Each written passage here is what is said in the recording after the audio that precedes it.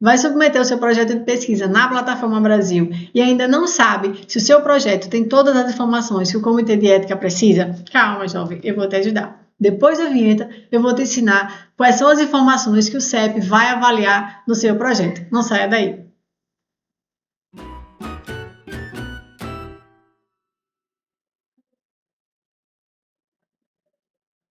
Bem, a primeira coisa que o CEP vai avaliar no seu projeto é a questão da adequação metodológica às normas do CEP. Então, o Comitê de Ética e Pesquisa tem uma série de normas, certo?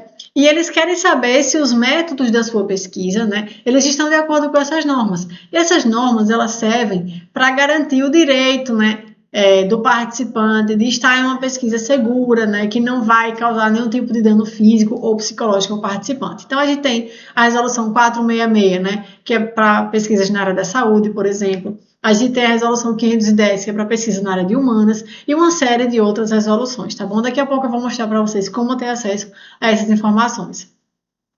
Outra questão é a questão dos riscos e benefícios. Então, esse é um ponto que o CEP sempre pega no pé dos alunos, certo? E que eles entendem que toda pesquisa envolve riscos, por mínimos que sejam, ainda assim, toda pesquisa envolve riscos. Então, é importante que você mostre quais são esses riscos e, principalmente, o que é que você vai fazer para minimizar esses riscos ou para resolvê-los, né? Outro ponto são os benefícios. Quais são os benefícios que essa pesquisa traz? Os benefícios, eles podem ser diretos, né? Ou eles podem ser a longo prazo, como, por exemplo, um benefício direto é, sei lá, a pessoa melhorar a sua qualidade de vida, né? Sei lá, agora, com a pesquisa que você vai fazer. Ou um benefício indireto, né, a longo prazo, é, por exemplo, essa pesquisa ela vai melhorar a qualidade da educação, mas não é hoje que ela vai melhorar, né? Ela é importante para mover setores da sociedade que vão implementar isso no futuro, né? Então, os benefícios eles podem ser de curto, né, ou de longo prazo. Isso precisa ficar claro. Isso vai depender do teor, né, de cada pesquisa. Só você vai saber dizer isso. Outro ponto, né, são os critérios de inclusão e exclusão. Será que os critérios que você está usando para escolher os participantes da pesquisa, eles estão adequados? Né? Então, isso você também tem que pontuar lá, quais são esses critérios, né? E lembrar que critério de exclusão não é o contrário de critério de inclusão, tá bom? Então, quais são os critérios que você vai usar para excluir o participante? Quais são os participantes que você não quer? Na minha pesquisa com varizes, por exemplo, eu não quero participantes que tenham pressão alta, eu não quero participantes que tenham diabetes, né? Eu só quero participantes que tenham varizes ou que tenham a perna inchada, isso é critério de inclusão, né? Ou pacientes que tenham aquelas veinhas quebradas, que a gente chama de telangiectasias, tá? Então, isso são critérios de inclusão. De exclusão são aqueles participantes que eu não quero que façam parte da pesquisa, ok? Então, isso tem que estar bem listado direitinho, ok? Outro ponto é a questão do orçamento, né? Tem gente que pensa assim, minha pesquisa não envolve custo nenhum, Paula, porque só vai precisar de computador, só vai precisar de caneta, de xerox, eu tenho tudo já, né? Eu tenho impressora em casa, consigo fazer as cópias. Mas, pessoal, vocês precisam entender que a gente não, para o comitê de ética, não é o que está na sua cabeça, é o que está nas resoluções, é o que o comitê de ética entende. E eles entendem que toda pesquisa envolve custos, né? Por mais que você já tenha um material, isso é um custo, e você tem que colocar isso no orçamento. Então, lá na sua planilha de orçamento, você tem que colocar o computador. Mas eu já tenho, mas coloca o computador e o preço dele, né? Vai precisar de câmera, coloca a câmera e o preço dela, mas eu já tenho, mesmo assim você coloca. Depois, no campo financiamento, você coloca financiamento próprio, certo? Mas ainda assim tem que constar todos esses itens, né, que vão ser necessários. Paula, minha pesquisa vai ter um financiador externo, né? Vai ter uma empresa que vai dar dinheiro para financiar a pesquisa. Então, isso é um financiamento externo, você vai colocar lá tudo direitinho como patrocinador do estudo, certo? Agora, se você vai pagar do seu bolso, isso é financiamento próprio. Paula, tem uma bolsa de estudos. Eu vou colocar aqui o financiamento do projeto. É a CAPES? Não, a CAPES paga a sua bolsa, né? O seu salário. Isso não quer dizer que ela está pagando a pesquisa, certo? Então, para quem vai custear do próprio bolso, mesmo que seja com a bolsa de estudos, não coloque que a CAPES é quem está financiando, tá? Só é financiador quem deu dinheiro para a execução da pesquisa, ok? Cronograma. Você tem que pensar que existe um trâmite, né, no comitê de ética. Você mandou seu projeto hoje, ele vai demorar até 30 dias para te dar uma resposta, tá? Mas normalmente eles emitem alguma pendência que vai demorar mais 30 dias para você corrigir e mais 30 dias para eles responderem. Ou seja, você sempre tem que, no mínimo, quando submeter o seu projeto, colocar todas as datas de etapas metodológicas para pelo menos daqui a 60 dias, certo? Da data que você está submetendo. Então, assim,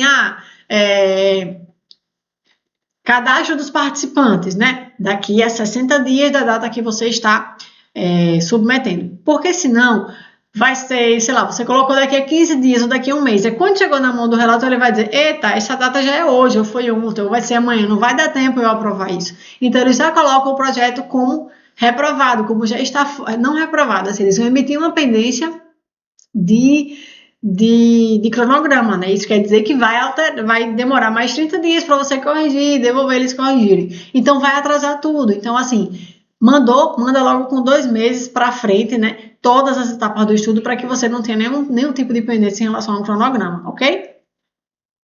Outra coisa que eles avaliam é se vai dar tempo, né? No cronograma que você previu, se vai dar tempo fazer toda aquela lista de coisas que você prometeu, certo? Então, isso eles vão avaliar também. Outro ponto que vocês têm que pensar é o seguinte: o comitê de ética ele é formado por professores, né, de várias áreas de conhecimento, de ética, da saúde, da área de humanas, de antropologia, de várias áreas. Imagine que o meu projeto de varizes caiu na mão de um relator que é antropólogo. Então, eu não posso escrever um projeto, né, que outra pessoa não entende. Então, eu tenho que escrever bem o meu projeto, né?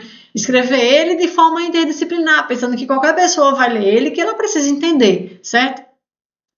Outra questão, né, é a adequação às resoluções. Então, você tem que ler as resoluções para saber se o seu projeto atende a tudo isso. Eu, inclusive, criei um curso, né, o Decola na Plataforma, que é o meu curso de Comitê de Ética e Plataforma Brasil, onde eu li todas as resoluções, né, e montei um curso com o passo a passo para você aprovar seu projeto em até 30 dias. Então, lá eu ensino o que tem que ter no projeto para você conseguir aprovar, né? O que é que tem que ter, como que você tem que preencher o sistema para você conseguir aprovar, tudo dentro das legislações vigentes, né? E eu sempre atualizo o curso também com as resoluções, né? As cartas circulares e ofícios circulares que vão saindo periodicamente, certo? Então vale a pena também dar uma olhada, eu vou deixar o link dele na descrição desse vídeo, ok? Aqui, né, um print da tela inicial da Plataforma Brasil para vocês verem onde encontrar essas resoluções. Então, existe uma infinidade, né, de resoluções e vocês podem clicar nesse campo aqui que vocês vão ver tanto as versões antigas quanto as atualizadas, né? E aqui embaixo tem onde vocês podem ter acesso às cartas circulares, ok? E o documento, né, que o CEP mais pega no pé, que normalmente os alunos mais erram, é o termo de consentimento livre e esclarecido, tá? Então, o termo de consentimento é o termo que o participante vai ler, né, e que vai dizer que entendeu e que concorda participar da pesquisa. Então, ele não é uma declaração, ele é um convite, tá? Esse é o primeiro ponto. Você tem que escrever o TCLE no formato de convite. Depois, ele tem que ser escrito numa linguagem simples e clara, pensando sempre quem é o seu público-alvo. Se o meu público-alvo de participantes são professores, eu posso, né, escrever uma linguagem que eles vão entender. Agora, se são idosos, eu tenho que trabalhar na linguagem mais simples, né? Se são adolescentes, uma linguagem mais simples ainda. Então, assim, você tem que escrever pensando em quem vai ser seu público. Se você escrever o TCLE pensando no relator, né, que é um professor que vai entender, ele vai pedir para você corrigir, porque ele vai dizer que não está simples o suficiente para o participante entender. Então, escrever é exercício de empatia. Você tem que se colocar no lugar de quem vai ler para saber escrever na linguagem que essa pessoa vai entender. Por exemplo, se eu for dar essa aula para minha avó, né, eu tenho que trabalhar uma linguagem muito mais simples do que quando eu dou essa aula para pessoas que já estão na pós-graduação e que já entendem um pouco desses termos científicos, né? Isso a gente sempre tem que pensar em quem vai assistir. Com certeza, quando vocês forem ler as resoluções, vocês não vão entender tanto quanto vocês entendem essa aula, porque aqui eu trago mastigado, aqui eu trago numa linguagem que vocês vão entender, coisa que na resolução não tem, tá? Por isso a importância do curso, né? De você ter alguém que traga tudo já mastigadinho, traga o passo a passo para você. Então, no TCLE, né, eles vão avaliar de cabo a rabo uma série de coisas. Por exemplo, no TCLE você tem que escrever, repito, no formato de convite, tem que explicar o que é a pesquisa, quanto tempo vai durar, como vai ser a participação dessa pessoa na pesquisa, né? Onde que ela vai ter que ir, quais são os riscos dessa pesquisa, o que vai ser feito para minimizar esses riscos, quais são os benefícios para essa pessoa, né? Dizer que ela tem o direito de recusar participar da pesquisa a qualquer momento, né? seja, que ela pode recusar não participar, que ela pode desistir a qualquer momento, né? Deixar ela bem livre para tomar suas decisões. Dizer que a pesquisa, né, você não paga para a pessoa participar, mas se a pessoa gastar, né, por exemplo, dinheiro com passagem para se deslocar só por causa da pesquisa, ou se ela precisou pagar um almoço naquele dia só por causa da pesquisa, você tem que garantir que você vai ressarcir esse valor, certo? Que você vai indenizar essa pessoa, tá? No máximo a pessoa e o acompanhante, mas só se ela pedir, né, se tiver realmente esse gasto. Dizer que vai existir uma continuidade da assistência. Então, por exemplo, para pesquisa na área da saúde, você não pode simplesmente usar o participante na pesquisa e depois não ter mais contato com ele. Então, você tem que garantir o acesso a esse participante ao serviço de saúde sempre, né? Então, por exemplo, na minha pesquisa que eu fiz com varizes, eu fiz junto com uma médica cirurgiã vascular. Então, eram pacientes que já iam naquele ambulatório, né? E depois, quando finalizou a pesquisa, né, aqueles pacientes continuaram a ser atendidos por aquela médica, porque a gente não pode, né, abandonar o participante. A gente tem que garantir a ele que aquele benefício para ele vai continuar, certo?